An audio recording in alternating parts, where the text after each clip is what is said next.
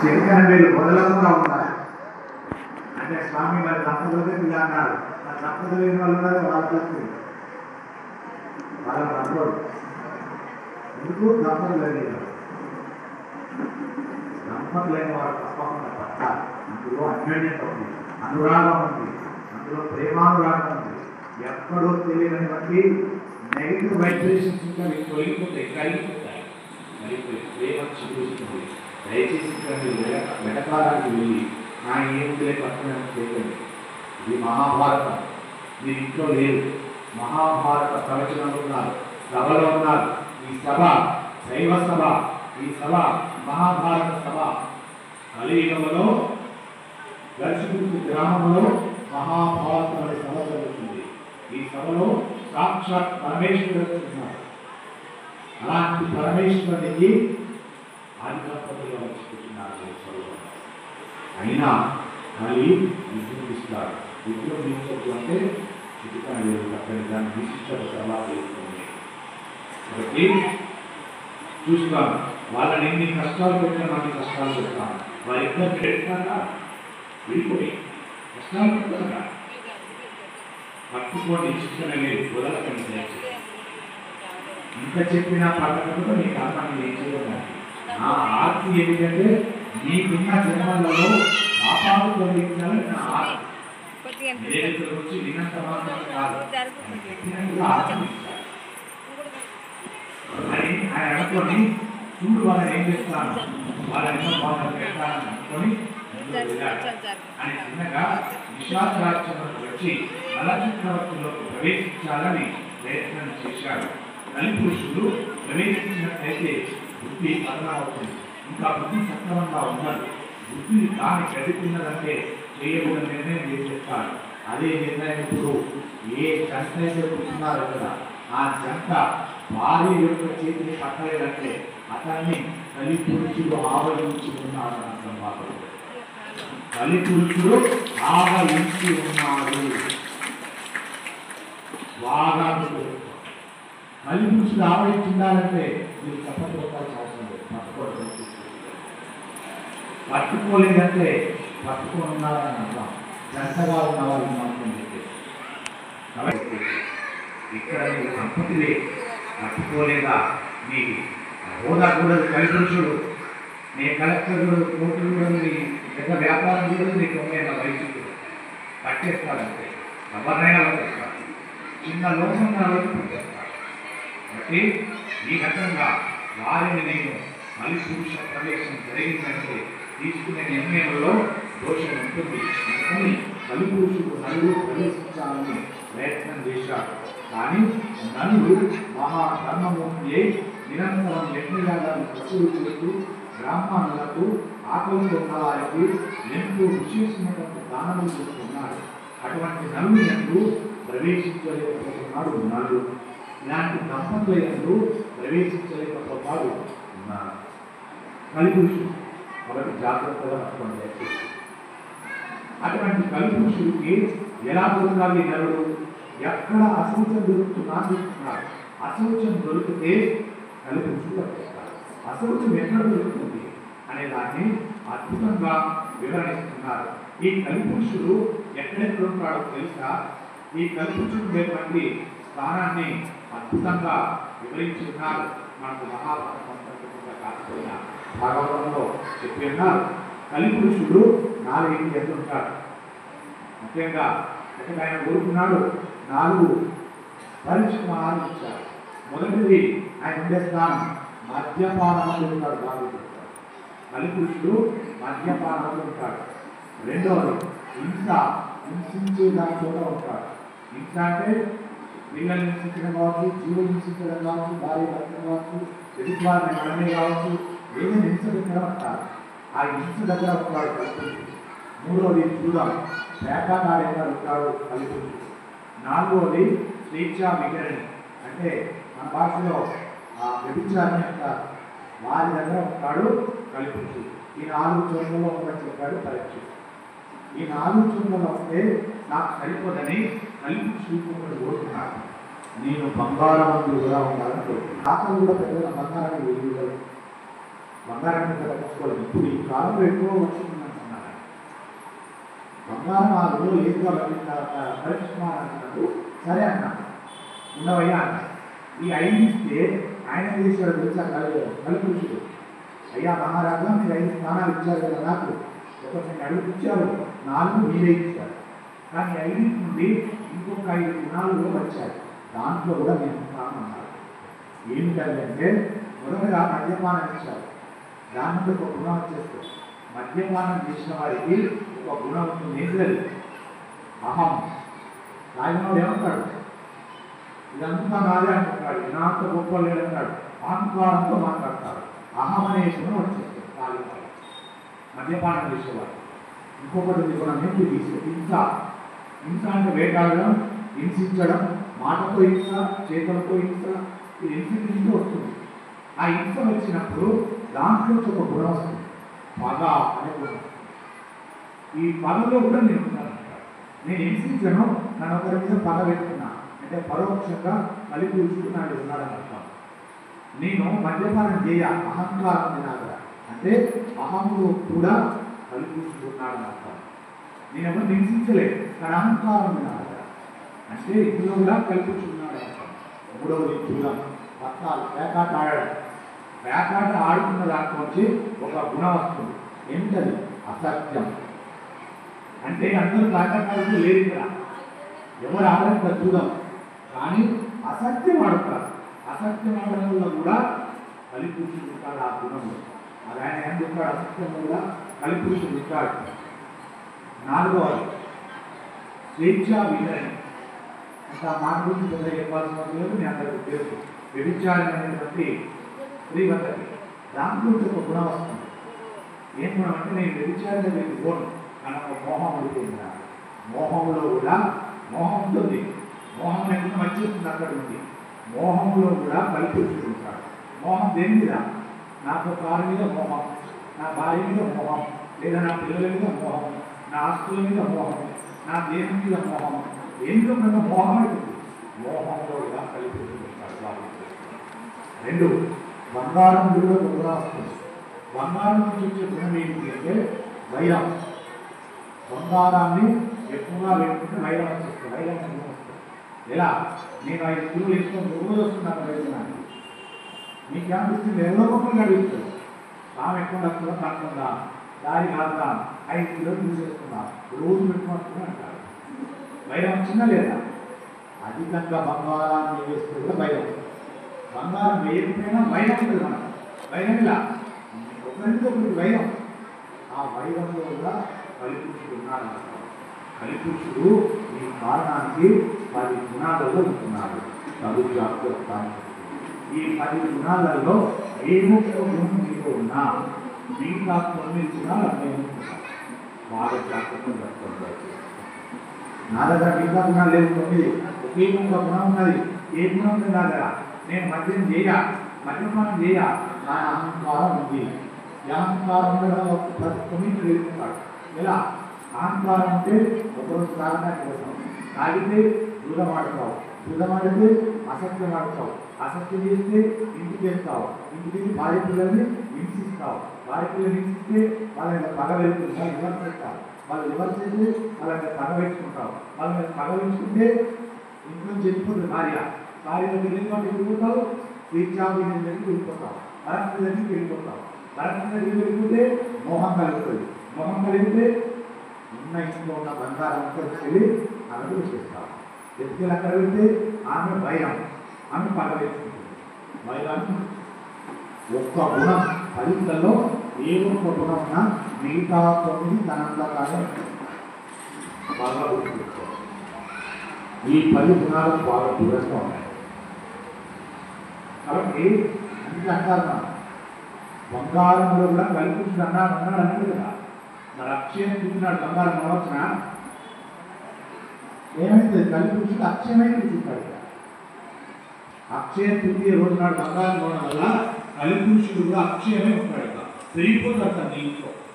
బంగారం ఉంటే చెప్పలే, ఉండేంత వరకు చూసుకో, అతిగా వ్యామోహం చేసుకో. బంగారం భయం పెట్టడం సమస్యగా బంగారం ఉన్నంత మాత్రం పెట్టబోతుందా మీకు ఒక రహస్యం చెప్తాను. మీరు బంగారం బంగారం బంగారం అని దాన్ని వెంబడిపడి రేట్లు పెరుగుతున్నాయని చెప్పి కొంటున్నారు కదా, ఒక్క 10 ఏళ్ళు ఆగండి, బంగారం 2 లక్షలు వెళ్ళిపోతుంది. ఆ తర్వాత 20,000 కులమైంది, అప్పుడు ఏడుస్తారు బంగారం అన్నవాళ్ళు. ఒక్కొక్కసారి మనం చూస్తున్నాం కదా, భూమిలో వేరే పెట్టుబడి పెడతాం, ₹1,00,000 గుంటాస్తారు.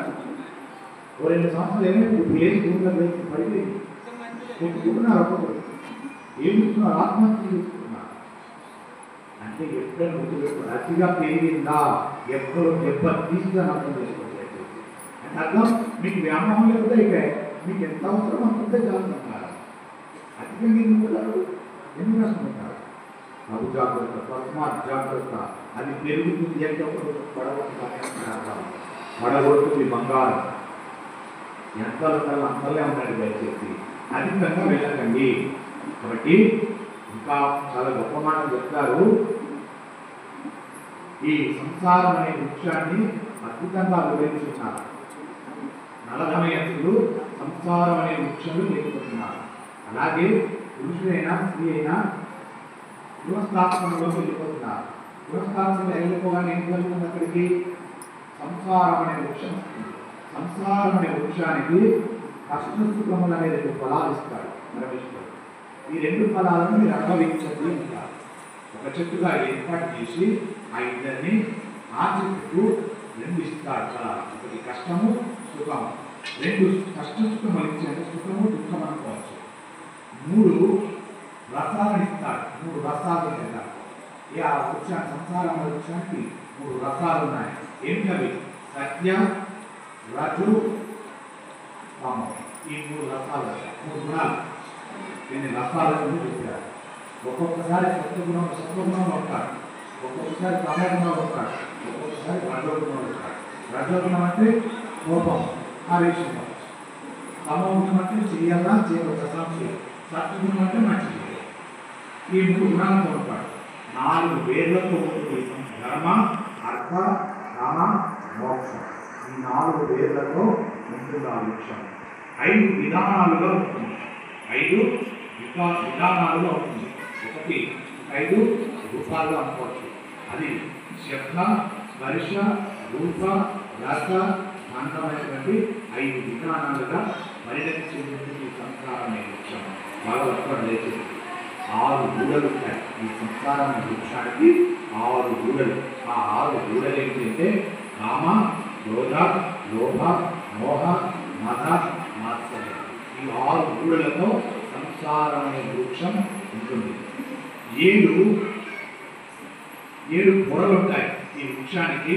7 పొరలు ఉంటాయి. అవి చర్మము, రక్తము, మాంసము, కొవ్వు, అస్థి, శుక్ల, మేధ అనేటువంటి 7 పొరలతో ఈ సంసారం అనే వృక్షం ఉంటుంది. తర్వాత ఈ చెట్టుకు 8 ఉదరములు ఉంటాయి. 8 రకాలుగా ఈ చెట్టుకు 8 కొమ్మలు ఉన్నాయి. ఆ కొమ్మలే 2 చేతులు. ఈ సంసారం అనే వృక్షానికి 8 కొమ్మలు.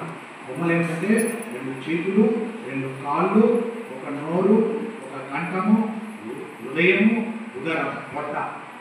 ఈ 8 కొమ్మలు ఉంటాయి ఈ సంసారం అనే వృక్షానికి. దీనికి 9 పొరలు ఉంటాయి. అంటే 9 కిటికీలు ఉంటాయి అనుకోవచ్చు. 9 పొరలు చెట్లు ఉంటాయి కదా. అలాగే ఈ సంసారం అనే వృక్షాలు ఉన్నాయి.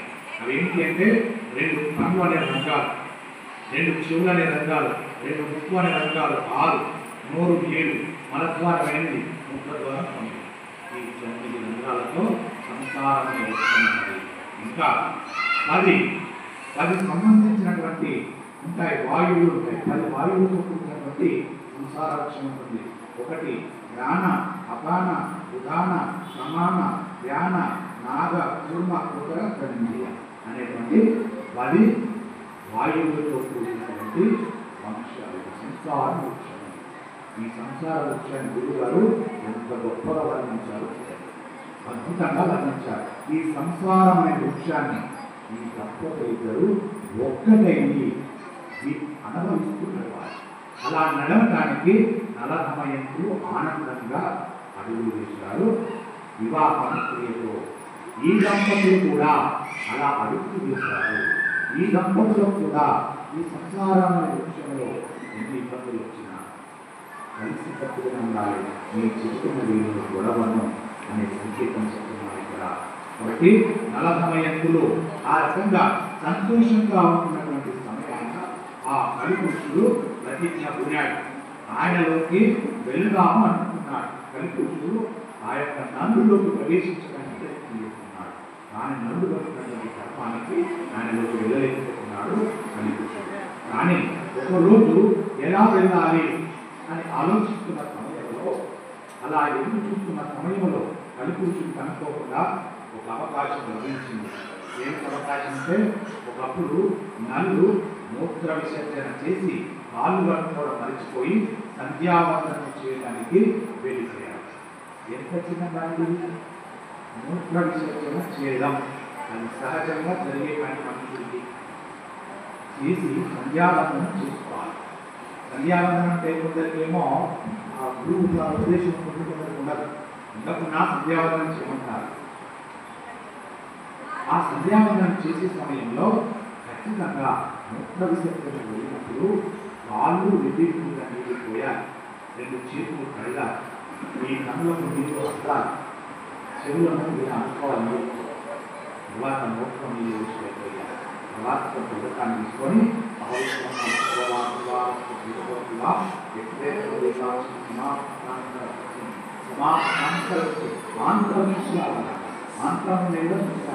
అని అడిగి అయ్యా అక్కడ కాదు అనడం అంటే నా దేహం పుణితమవుగాక. ఎవరైనా అనుకోవచ్చు నా శరీరం పుణితమైపోగాక అనుకొని కొన్ని నీరు తీసుకొని ఇలా సంతోషం చేసుకోవాలి. మలా విసర్జన చేసినప్పుడు తప్పకుండా స్నానం ఆచరించాలని మనిషి అన్నవాడు. పశువులు ఆచరించారు, మనిషి అన్నవాడు ఆచరించారు. ఎందుకు మనిషి ఆచరించాలి? మనుషులు ధర్మం ఉంటుంది, ఆత్మ ఉంటుంది. ఆత్మ పరమాత్మతో సమానం. మనుషుల్లో ఉన్నటువంటి ఆత్మ పశువులో ఉన్నటువంటి ఆత్మ లేదు సమానం. ఎందుకు? రెండింటిని ఇచ్చాడు మనుషులు. కష్టసుఖాలు అనుభవిస్తున్నారు. మనుషులు మల విసర్జన చేసినప్పుడు తప్పగా స్నానం చేయాలి. ఎక్కడో ఇంటికి వచ్చావో స్నానం చేయాలి. ఎక్కడో బయట వెళ్ళావు మల విసర్జన చేసావు, ఇంటికి వచ్చావో తప్పకుండా స్నానం చేసుకోవాలి. ఇంట్లో చేసావా అనుకున్నాను ఉంది, నీకు పుష్కరంగా చెయ్యండి. ఈ నన్ను ఏం చేశాడంటే ఆయన సంధ్యావందనం కాళ్ళు చేతులు కట్టుకోవడము మరిచిపోయి వెళ్ళి సంధ్యావందనం కూర్చున్నాడు. ఆయన కూర్చుంటే ఆ మూర్తి వెంటనే శౌచం కూర్చుంది. శౌచం కూర్చుంది కాబట్టి కాళ్ళు కడుక్కొని ఆచరణ చేయాలి.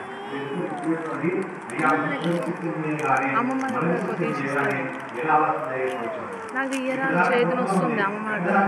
2 నిమిషాలైతే మనిషి అలాంటి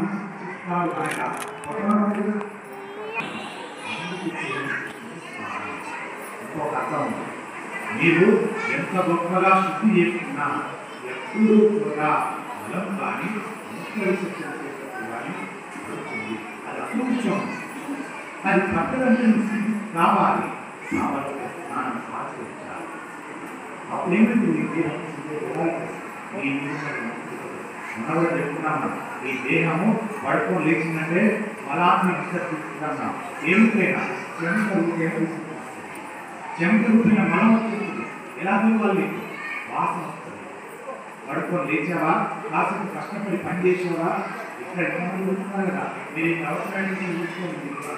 మనకు వస్తుంది బయట అంటే అలా విసర్జన చేసింది ఇంకేమని అర్థం. ఏం చేయాలి? దీని మీద చెంపడు నీళ్ళు వస్తే ఆ మలం పోతుంది. అలాగే మూత్ర విసర్జన మల విసర్జన చేసినట్టు తప్పకుండా మనిషి అన్నవాడు మనం ఆచరించాలి. ఎవరో రాక్షసుడు చేయడు, నేను రాక్షసుడు అన్నవాడు చేయడు. మనందరూ రాక్షసుడు చెప్పకూడదు, మనుషులు చెప్పాలి. చెప్తే వినేవాడికి చెప్పాలి. వినని వాడికి చెప్పి మూర్తి కాదు చెప్పడం వరకే నీ ధర్మం. వినడం కూడా వారి కర్మం. వారి పుణ్యం కట్టుకొని ఆశిస్తారు, పాపం కట్టుకొని జాగ్రత్త. ఆ రకంగా నలుగురు మూత్ర విసర్జన చేసి మోక్షానికి పోతే ఆయన సంధ్యావందనానికి వెళ్ళాడు. కాబట్టి వెంటనే పురుషుడికి దారి దొరుకుతుంది. మీరేం చేశారు? మీకు బంగారు పెట్టుకున్నారు, డబ్బులు పెట్టుకున్నారు, కాలం చక్కగా వెయ్యడం మర్చిపోయారు. వేసాడు అనుకున్నాను కానీ వేయడం మర్చిపోయారు. ఏమవుతుంది? అదుపులో అసలు వీళ్ళని చేసి చేసుకున్నారు. వీళ్ళ వేయడం పెట్టుకున్నా కింద వేశారు. వేయడం పెట్టి దానిపైన వేయాలి కదా, అది చేయలేదు. కింద వేసేస్తాను ఇచ్చారు అని వెళ్ళిపోయారు. ఇప్పుడు వాళ్ళు దొరికిపోప్పటికి ఎన్నో రోజులు దొరుకుతున్నాడు అయిపోతారు. వాడు ఇప్పుడు గమనించాడు, ఎవరు వచ్చి చెయ్యేస్తున్నాడు. ఇవాళ చేస్తే వేరే విషయం అన్నాడు. లోపలికి వచ్చాడు. వచ్చి ఏం చేశాడు? 1,000 రూపాయలు ఊరుకుపోయాడు. మళ్ళీ అంతే, ఈ ఊపేనా నీ లోపలికి చొచ్చుకుపోతాడు. చొచ్చుకుపోయి నేను భ్రష్టు పట్టిస్తాడు. ఎలా భ్రష్టు పట్టిస్తున్నాడు ఇప్పుడు చూడండి. అసలు చరిత్ర ప్రారంభమైనది చిన్న పొరపాటు. మీరు కాలం వేయడం మర్చిపోయారు. ఏ కాలం? భక్తి అనే కాలం ఈ దేహానికి సరైన రీతిలో వేయలేదు. భక్తి అనే కాలాన్ని ఈ దేహానికి చక్కగా వేయకపోతే ఈ దేహంలోకి ప్రవేశించడం ప్రవేశించిన ఆటలు కాకున్నాడు. అనుకోండి విజృంభణ చేస్తున్నాడు కలిపురుషుడు. అనకూడని మాటలు, వినకూడని మాటలు, చేయకూడని ప్రవర్తనలు, ఎవరిని ఎలా చూడకూడని ప్రవర్తనలు ఇలా చేసి తనను తాను శిక్షించుకుంటున్నారు. ఎలా శిక్షించబడుతున్నారో ఈ నలుగురు వినండి. అద్భుతంగా వివరిస్తారు. ఒకప్పుడు ఆ రకంగా చేసిన తర్వాత శౌచము ప్రశ్నమైతే దానిని నిలబెట్టడానికి కాళ్ళు పడుకోవడమే మార్గం. కాళ్ళు పడుకోవడం అనేది ప్రత్యేకంగా అలవాటుగా ఉండాలి.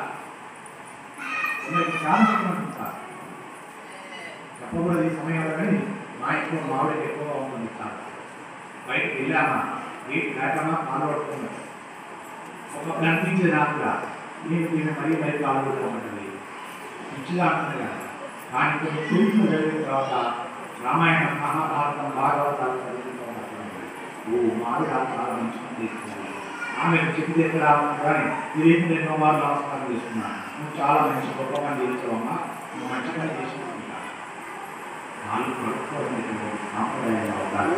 ఎవరికి? హిందూ అన్న వారికి ఉండాలి. హిందూ ఎవరు? నన్ను అడిగితే హిందూ అనే వాళ్ళు లేరు. హిందువులు మన భరత ఘటనగా లేదు కానీ చెప్పుకుంటున్నాం. నేను హిందువుని చెప్పుకుంటున్నాను. నిజమైన హిందువు ఏముండాలి? ప్రథమ లక్ష్యం ఏముండాలి? ఇంటి దగ్గర ప్రథమ లక్ష్యం ఏముండాలి? ఇంకా నిజమైన హిందూ బొట్టు వేయకుండా మాత్రం హిందూ కాలేదు. ఎన్నమా లేకున్నాం ఏముండాలి? ఆదివారం మాంసాహారాన్ని విసర్జించి మత్తు పదార్థాలు ముట్టని వాడే నిజమైన హిందూ అని చెబుతుంది. ఆదివారం పరమ పవిత్రమైన వారం, మనకు శక్తినిచ్చేవారు, మనకు బుద్ధినిచ్చేవారు, మనల్ని దేశభక్తులు వారం ఆదివారం. అలాంటి వారం నాడు బొట్టు పెట్టకుండా పర్లేదు, సరైన పంచ కట్టకుండా పర్లేదు, కానీ ఆదివారం మాంసాహారం ముట్టకపోతే నీలో తేజస్సు ప్రజ్వలిస్తుంది. ఆ తేజస్సు ఏం చేస్తుంది తెలుసా? నేను బొట్టు పెట్టుకునేలాగా చేస్తాను. ఆ తేజస్సు ఏం చేస్తుందో తెలుసా? నేను పంచగట్టేలాగా చేస్తాను. ఆ తేజస్సు ఏం చేస్తుందో తెలుసా? నేను ధర్మం వైపు నిలబడేలాగా చేస్తాను. ఆ తేజస్సు ఏం చేస్తుందో తెలుసా? నేను బ్రహ్మముహూర్తంలో నిలబెట్టడానికి ప్రయత్నిస్తాను. నేను బ్రహ్మముహూర్తంలో స్నానం ఆచరించడానికి ఒక్క ఆదివారం పట్టుకుంటే ఎన్నెన్నో గొప్ప పనులు జరుగుతాయి. రోజు బొట్టు పెట్టావు, ఒకడ నీ తోటి హిందువుకు ఇబ్బంది కలుగుతుందంటే వెళ్ళి బెదిరించవే, వెళ్ళి నిలబడి మాట్లాడవే. ఎందుకు మాట్లాడలేదు? నీలో తేజస్సు లోపం ఉంది కానీ బొట్టు పెట్టావు, పంచబెట్టావు, వెళ్ళి మాట్లాడలేదు. హిందువుకు జరుగుతున్నటువంటి దోషాన్ని నిలదీసుకోలేదు. నీలో తేజస్సు లోపం ఉంది. అదే నీలో తేజస్సుంటే నిలబెట్టి అడగగలవు, మాట్లాడగలవు. అందుకే ఆదివారం మాంసాహారాన్ని తినకండి, ఆదివారం మత్తుపదార్థాలకు వెళ్ళకండి. మన తేజస్సును పెంచుకుందాం, గొప్పవారం అవుదాం, సగర్వంగా చెప్పుకుందాం. నేను హిందువులని సనాతన ధర్మం చెప్పింది ఇదే, ఏమి చెప్పలని అందుకే వాడు ఏం చేసేవాడు, మూలాన్ని కడిగేసాడు. ఎవడు ఇంగ్లీష్ వాడు మూలాన్ని తెలుసుకున్నాడు. వాడు ఆ మూలం తెలుసుకోవడానికి వాడికి ఎన్ని సంవత్సరాలు పడుతుందా? 10 ఏళ్ళ టైం పెట్టుకోవాలి. 10 ఏళ్ళు సెర్చ్ చేసుకుంటూ ఈ భరత గడ్డ మీద ఉన్నటువంటి ఈ ప్రజలకు ఎక్కడికి ఇంత జ్ఞానం, ఇంత తెలివి ఎక్కడికి వచ్చింది, ఇంత గుణకులు ఎక్కడికి వచ్చింది, ఇంత మాట గొప్పగా మాట్లాడతారు. వెన్నించి పారిపోడు, ఇలా నిలబడతాడు. ఇక్కడికి బలం వాడు 10 ఏళ్ళు సెర్చ్ చేశాడు. 10 ఏళ్ళు సెర్చ్ చేస్తే వారికి తెలిసించింది ఏంటంటే గోమాత యొక్క పూజ చేస్తారు, గోపాలు తాగుతారు, గోపంచకాన్ని తాగుతారు, గోమయంతో ఇళ్ళ శుద్ధి చేసుకుంటారు, గోవుకు సంబంధించినటువంటి నెయ్యి యజ్ఞయాగాలు చేస్తారు. ముఖ్యంగా ఆదివారం మాంసాహారాలు ఉత్తరలేదు, మత్తు దాస్తాల జోలికి వెళ్ళదు. ఆదివారం పరమ పవిత్రంగా భావిస్తారు. ఆదివారం భూమాతను పూజిస్తారు. పూర్వకాలం చేస్తున్నారు, క్రిస్మస్ చేస్తున్నామా? పూర్వకాలంలో భూమాతను ఆదివారం తప్పకుండా ఇళ్ళలో పూజించేవారు, మాంసాహారాలు వచ్చేవారు కాదు. అంత అద్భుతంగా పూజించారు కాబట్టి అంత శక్తి వచ్చింది మన వాళ్ళకి. ఆశ్చర్యపోయాడు వాడు. ఆశ్చర్యపోయి ఆవు పడగొట్టాలి, ఆవు పాలు తాగనీయకూడదు, ఆదివారం వీళ్ళకు దృష్టి పట్టించాలనుకొని మూలాన్ని కనిపించాడు.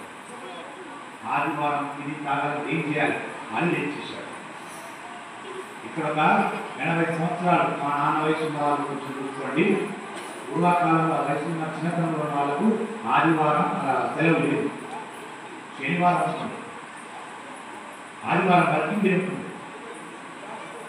ఆ వర్కింగ్ డే ఏం చేస్తుంది? ఇలాంటి పనులు ఆదివారం ఆలోచించారు. వాడు ఆలోచిస్తే మనం దాన్ని పట్టుకొని దృష్టి పెట్టుకుంటున్నాం, మన జీవితాలకు ఆలోచిస్తున్నాం. దయచేసి ఆదివారం పవిత్రమైనటువంటి సనాతన ధర్మం చాలా తేలికలు దాన్ని ఆచరించాలి. ఆదివారాన్ని పట్టుకోవాలి. మనకు శుభవార్త ఏమిటంటే ఈరోజు కాకపోయినా, రేపు కాకపోయినా, ఇంకొక 5 ఏళ్ళకైనా, ఇంకొక 10 ఏళ్ళకైనా ఈ ఆదివారం హాలిడే పోతుంది, వర్కింగ్ డే వస్తుంది. ఆదివారం ఉంటారు. దానికంటే ముందు మనమే పనిచేద్దాం. అది వచ్చిన తర్వాత పనిచేసుకుంటూ ఆదివారం వర్కింగ్ డే కూడా తింటామా చదువుతామా? తిరుగుతామా పనిచేసుకుంటాం, పని చేసుకుంటాం. కాబట్టి ఖచ్చితంగా వస్తుంది. ఆదివారం వర్కింగ్ డే అవుతుంది, ఏదో ఒక రోజు హాలిడే వస్తుంది. ఆ రోజు మనం గర్వంగా చెప్పుకోవాలి, ఓ నీ దేవుడికి 10 ఏళ్ళు అవుతుంది, నీ దేవుడికి 20 ఏళ్ళు అవుతుంది అని చెప్తున్న ఇప్పటికీ సభలో ఉన్నారు. ఇక మీకు 10 ఏళ్ళు అవుతుంది, 20 ఏళ్ళ నుండి తింటున్నాం. అలా మనము చెప్పుకోవాలి. ఆదివారం పిల్లల పెట్టినట్టు దయచేసి పిల్లల తేజస్సును హరించడం దయచేసి, వాళ్ళ తేజస్సును హరించడానికి మీకు హక్కు లేదు. దయచేసి అర్థం చేసుకోవాలి. ఆదివారం చాలా పవిత్రమైనటువంటి రోజు. అలాంటి శౌచము వస్తుంది కాబట్టి జాగ్రత్త అని చెప్పారు. శౌచం కష్టపెట్టిపోతే దాన్ని నిలబెట్టుకోవడానికి కాళ్ళు కడుక్కోవడం మార్గం. కాళ్ళు కడుక్కోవడం అనేది ప్రత్యేకంగా అలవాటు ఉండాలి కదా ఇంట్లో. ప్రతి ఒక్కరికి పిల్లల కాంక్ష ఉండాలి. చిన్న పిల్లలకు అలవాటు చేయాలి. వాడు పెద్దలు కూడా అర్థం చేస్తారు. ఏం పోతున్నది? 2 మగ్గుల నీళ్లు 4 వాడుతుందే తగ్గినా వేగంగా. కాబట్టి నల్లు మూత్ర విసర్జన చేసి కాళ్ళు కట్టుకోలేదు. సంధ్యాబంధనం అనేది కాల సంబంధమైనటువంటి విషయం. వేళ దాటిపోయినట్లయితే సంధ్యాబంధనం చేస్తే ప్రాయశ్చిత్తముతో చేయాలి. ప్రాయశ్చిత్తముతో చేయడం అంటే అది కొంచెం సిగ్గుతో చేయవలసినటువంటి పని.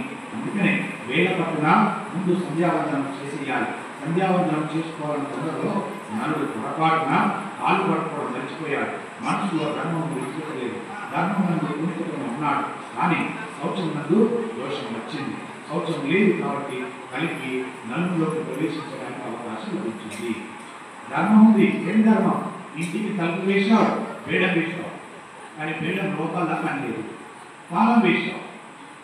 నరుడు దగ్గర ధర్మం ఉంది, కానీ కాళ్ళు పట్టుకోవడం శౌచం పోయింది.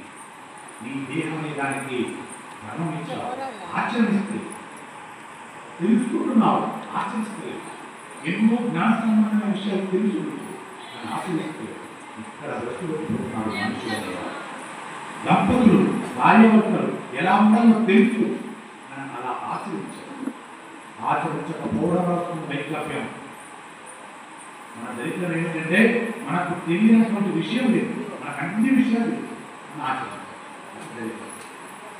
నా ప్రార్థన దాన్ని జయించాలి, దాన్ని పక్కకు చెప్పాలి, దాన్ని ఉంచకూడదు, మనం ఆచరించాలి అనేటువంటి చెప్తున్నా. కాబట్టి విషయాన్ని బాగా పట్టుకో. విషయాన్ని బాగా పట్టుకున్నావా మండిపోతావా? మండిపోయావా దానికి విలువెక్కువ.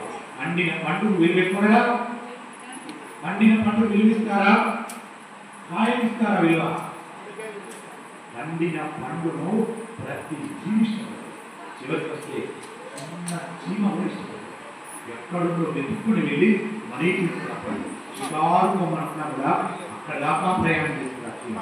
కావాలంటే షికారు ఒక పండుగ వెంటనే మీరు ఇక్కడ కొన్ని చీమల్ని వదలండి, ఆ చీమ 100 చీమలు వదిలితే ఒక్క చీమైనా ఆ పండుగను చేరుకోవడానికి ప్రయత్నిస్తారు. పండిన పండుగకు విలువ ఎక్కువ. అలాగే జీవితంలో తెలుసుకోవడం గొప్పతనం కాదు, ఆచరించండి.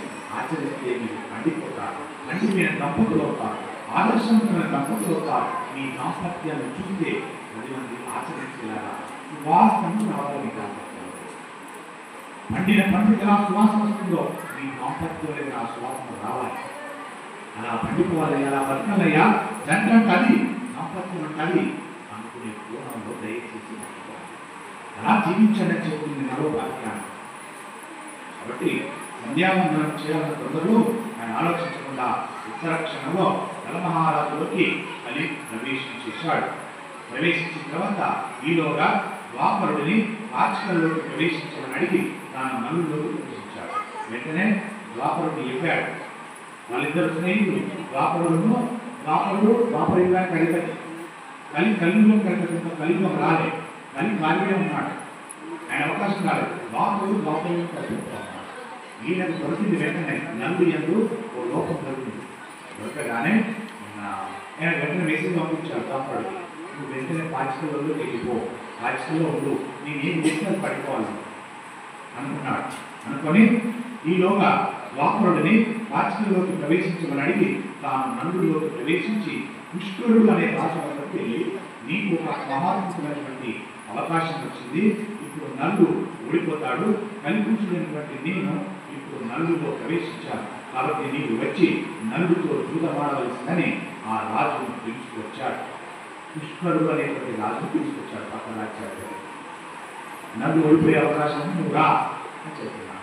మనం కదా కొన్ని విషయాలలో ముందే తెలుసుకునే వారి రూపాన్ని చూసినట్టుగా, ఆ ఇంట్లో బంగారం ఉంది నేను చూసిన, ఓ వెనక్కి వెళ్ళొచ్చు, లేదు ముందరికి వెళ్ళొచ్చు, చుట్టాలు మర్చిపోయాడని మనం చెప్తుంటారు కదా, అలా చెప్పాడు. దొంగ వచ్చాడు, చూసిపోయాడు.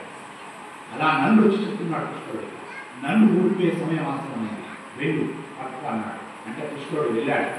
ఆయన ఎలా వెళ్ళాడంటే ఆయన ఆ రాజును తీసుకువచ్చాడు. అలా వస్తున్నప్పుడు కలిపురుషుడు బయట ఒక బ్రాహ్మణ వేషం ధరించి పుష్కరుడితో కలిసి వచ్చారు. వారిద్దరు నలుగురిని జూదమాడమని గట్టిగా నిర్బంధించారు. రాజులకు ఒక వ్యసనం ఉంటుంది పూర్వకాలంలో, జూదమాడడం అంటే వాళ్ళ వ్యసనంగా పెట్టుకునేవారు. కొందరేమో ఆడేవారికి ఆడేవారు. ఇప్పటికి కొందరు దొంగ వ్యసనం, ఇంట్లో చెప్పకుండా వెళ్ళి దొంగచాటులు ఆడుతారు. వ్యసనాలు చెట్లలో చెట్లు పట్టుబడుతున్నారు. గౌరవంగా వాళ్ళు మంచి హోదాలో ఉన్న వాళ్ళు ఆడుతున్నారు. పట్టుబడినాడు, నీ గౌరవం ఏమీ ఉండదు, నీ బిల్లు ఏం కావాలి, వారి పిల్లలు బిల్లు ఏం కావాలి, నీ ముఖం ఎలా చూస్తారు మరి? ఆ మాత్రం ఆలోచించట్లా ఏముంది వాడలో. చీ అంటే కొట్టుకుని రా అంటే పట్టుకుంటుంది, రా అంటే చీ. కొన్ని సందర్భాల్లో చీ అంటే నేర్చుకోవాలి, కొన్ని సందర్భాల్లో రా అనాలి. ధర్మబద్ధమైన విషయాలు అయితే రా అనాలి, అధర్మబద్ధమైన విషయాలు చీ అనాలి. ఇవి పట్టుకోవాలి బాగా మనుషులు. పండిపోతాడు, గవర్నమెంట్ అవుతాడు. కాబట్టి ఇప్పుడు ధర్మమునందు విశేషమైన కూడా ఒక్కొక్కసారి చిక్కు తెచ్చి పెడుతుంది. ధర్మాన్ని బట్టి చాలా ఉంటుంది. బాగా ధర్మం అనుకోండి, ఏమైతే ఇంట్లో వచ్చి రెండయ్యా ఏం కాదుగా అడిగిన అడదాము ఏమైందా ఇలా కూర్చోండి. మీరు ఏమి చేయకండి మొమ్మాట. ఆ మొమ్మాట ఉన్నవాడు ఏం చేస్తారు, కాదని అక్కడ కూర్చుంటాడు. ఆడేవాడు వాడు పిలుస్తున్నాడు, ఎవరు కూర్చుంటాడు కూర్చుంటాడు. వాడు 4 సార్లు ఆట ఆడతాడు, 5 సార్లు ఏం చేస్తాడు, వాటికి ఏదో మనం ప్రవేశం వస్తాడు. నువ్వు కాస్త పట్టుకో అంటాడు, వాడు వెళ్ళిపోతాడు. పట్టుకున్నాక పక్కనవాడు ఏమంటాడు, చూడయ్యా ఏమొచ్చిందన్న నెంబర్లు అంటాడు, నాకు తెలియదని లేదంటాడు. ఇంకోటి చేంజ్ చేస్తాడు, దీన్ని ఇలా మార్చు అంటాడు. ఇంకొకటి చూస్తాడు, వాడికి ఏమవుతుంది, ఆట అయిపోతుంది, వాడు తీసి ముందు పెడతాడు. ఈ పట్టుకున్న వాడు ఏమవుతాడు, వాళ్ళు మనిషి పంపిస్తాడు. ఎలా అయింది తెలుసుకోవాలి అనే ప్రభుత్వం బలపడదు. వాళ్ళు ఎందుకుంటారు, వాళ్ళు రేపు వస్తాడు తన కూర్చొని చూస్తారు, బాగా గమనిస్తారు. ఎల్లుండి వస్తారు, 10,000 వస్తాయి, వాళ్ళు సంపాదించడం వస్తారు, కూర్చుంటారు, దాంట్లో పెడతారు. ఇవాళ 10,000కు 20,000 ఇస్తుంది. ఎప్పుడు కానీ భ్రష్టు భక్తి ఎలా అవుతుందంటే ముందు మనకి ఇస్తుంది పోకూడదు. 20,000 రాని ఏమనిపిస్తుంది వాళ్ళ, రేపు ఇదే పని పెట్టుకుంటాడు, చేసే పని పోగొట్టుకుంటాడు, జాబుకు వస్తుంటాడు, ఇంట్లో చేసే పని అక్కడ వేసుకుంటాడు. వెళ్ళినప్పుడు చెప్పుకోలేదు. నేను ఆఫీస్కి వెళ్తున్నాను పోతాడు, మంచిగా తయారైపోతాడు, భార్య ఏమనుకుంటాడు, ఆఫీస్లో ఏం చేస్తారు, ఓ రోజు కనపడ్డారు, ఓ రోజు ఉన్నాక ఓ రోజు అవుతున్నాడు. ఆ రోజు నాకు జాగ్రత్త. మోహానికి లొంగకు, మోహం పరమ దరిద్రం. ఆ రకంగా ధర్మాన్ని పట్టుకున్నవాడు, మొహమాటాన్ని పట్టుకున్నవాడు అలా అయిపోయి అంత నలుడు ఎవరైనా వచ్చి రాజ్యమే ప్రభు అని జూదములకు ఆహ్వానిస్తే నేను వెళ్ళకుండా ఉండకూడదు. ధర్మ యుద్ధం, ధర్మ జూదము రెండు సమానం కనుక నేను జూదములకు వెళ్ళాలి అని బయలుదేరాడు. జూదములకు ఒక లక్షణం ఉంది, అది మనిషిని రెచ్చగొడుతుంది.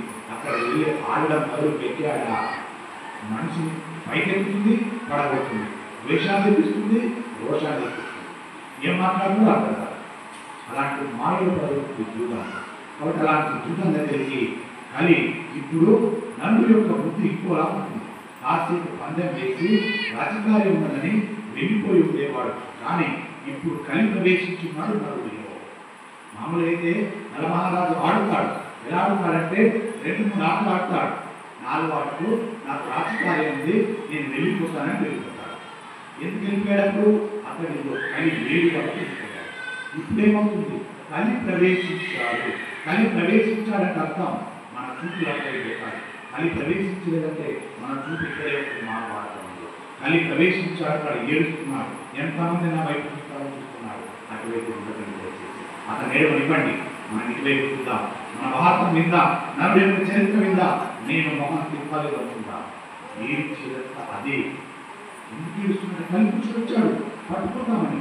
ఎవరు దొరుకుతారా చూస్తున్నాడు, కల్పించు దొరకకుండా ఉందాం.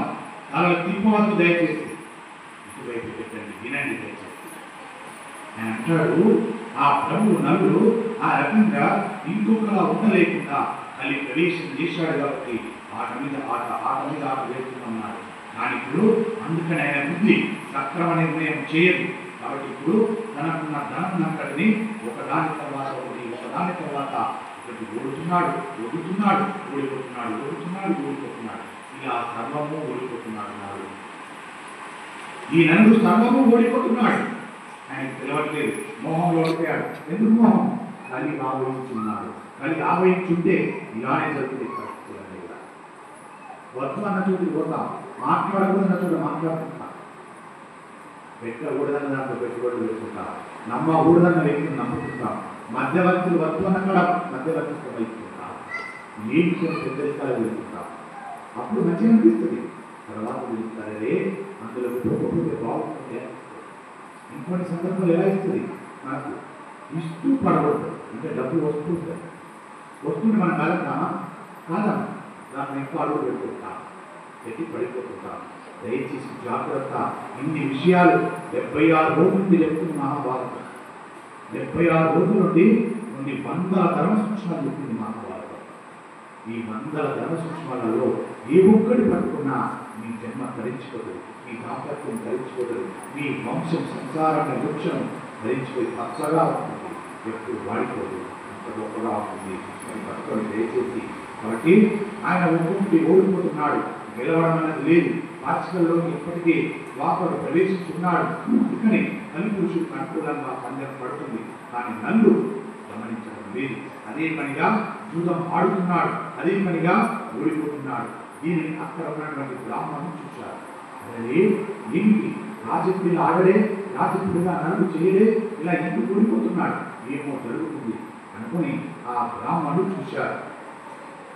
చూసి వాళ్ళు వెంటనే నలమహారాజులా ప్రవర్తిస్తున్నాడు, ధర్మదూతం అని వెళ్ళి కొద్దిసేపు ఆడితే పర్వాలేదు, కానీ అదే పనిగా అన్ని ఓడిపోతున్నాడు, చివరకు రాజ్యభ్రష్టు అయిపోతాడా ఏమి అని అక్కడ ఉన్న బ్రాహ్మణులకు అనుమానం కలిగి వెంటనే వారు అంతఃపురంలోకి వెళ్ళి దమయంతి దేవిని పిలిచారు. పిలిచి, అమ్మా మేము ఒక్కసారి ఒక మాట తల్లి, నీవు వచ్చి చెప్పవలసింది ఎవరు చెప్పినా వినడం లేదు.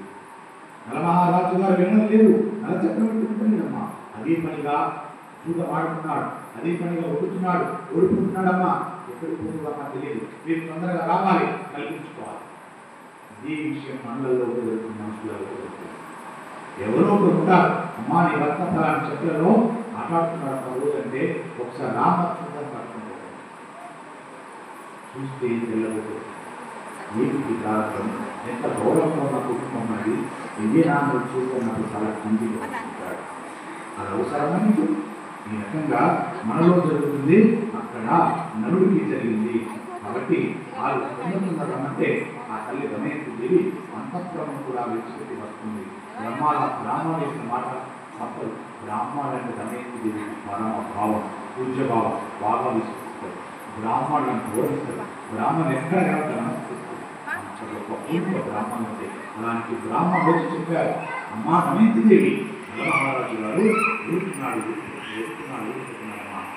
అంటే ఆ తల్లి వెంటనే అంతఃపురం కూడా విడిచిపెట్టి వస్తుంది. ఆమెకున్న బ్రాహ్మణ భక్తి చెప్పండి.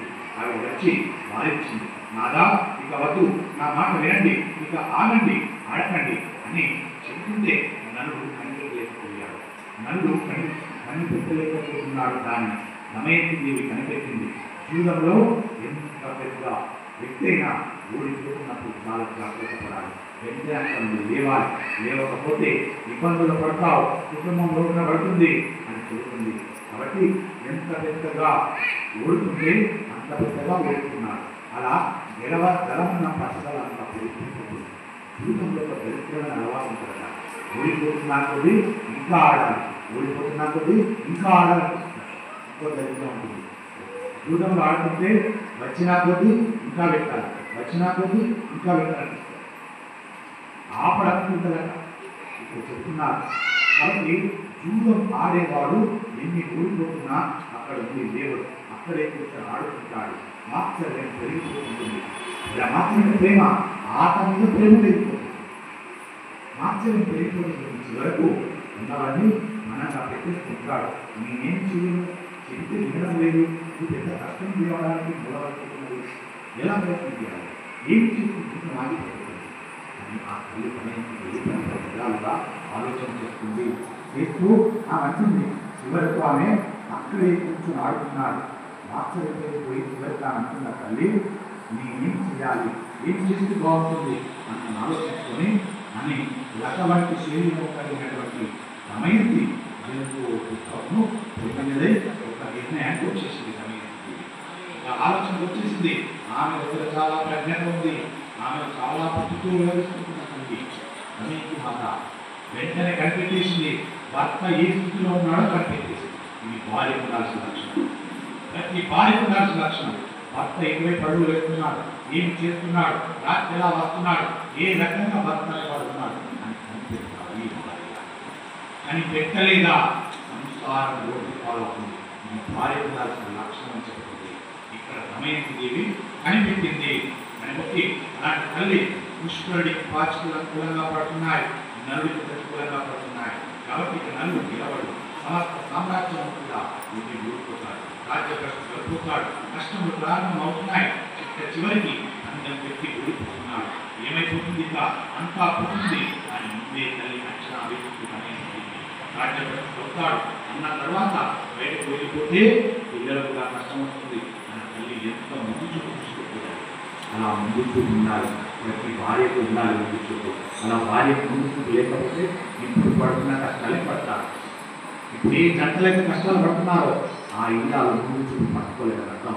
ఇక్కడ దమయంతి దేవి ముందు చూపు పట్టుకుంది. పట్టుకొని ఒకవేళ పూర్తిగా ఓడిపోయిన తర్వాత పిల్లలు పంపించలేని బయటకి. అందుకని ఆ తల్లి ప్రజ్ఞతో ఆలోచించి రాజ్యభ్రష్టుడు అవుతాడు. ఆ తర్వాత బయటకు వెళ్ళిపోతే పిల్లలు కూడా తీసుకువెళ్ళాలి. కాబట్టి ముక్కు పరచలాలనే పిల్లలు, అంతఃపుర సౌఖ్యమైన అలవాటు పడినటువంటి పిల్లలు కష్టములు పడలేదు. అందుకని ఆమె పరిణతితో ఆలోచించింది. దమయంతి దేవి నలుడితో సంప్రదిద్దామంటే అవకాశం లేదు. ఆయన ఆపలో మునిగిపోయాడు. అందుకని వెంటనే ఆ తల్లితో పనిచేసింది. నలుడు క్రీడలో మునిగిపోయి ఉన్నాడు.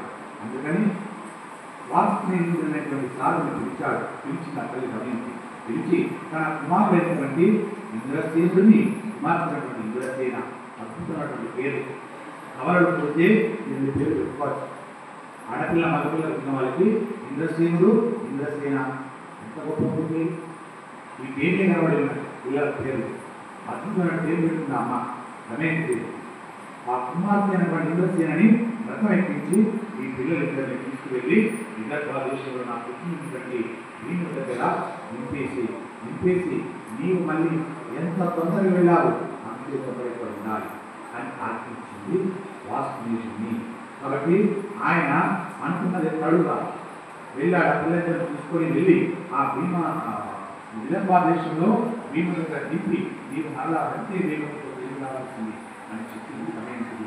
ఆయన వెళ్ళాడు, వాసుదేవుడు వెళ్ళాడు, పిల్లలిద్దరిని అక్కడ ఉంచేశాడు. ఏమి చెప్పకుండా మరలా వెనక్కి తిరిగి వచ్చేశాడు. రథం వెనక్కి వచ్చే లోపల ఆవిడ అనుకున్నట్టుగానే దమయంతి అనుకున్నట్టుగానే నలుడు పూర్తిగా రాజ్యానికి ఓడిపోయాడు. ఓడిపోయాడు. ఆయన అనుకున్నట్టు నా తల్లి అనుకున్నట్టు నరమహారాజు గారు సామ్రాజ్యం అంతటిని కూడా ఓడిపోయాడు. ఓడిపోయి బట్టలతో రథం కూడా లేకుండా దమయంతి దేవిని తీసుకొని నగర పొలిమేరకు వెళ్ళి 3 రోజులు పోయారు.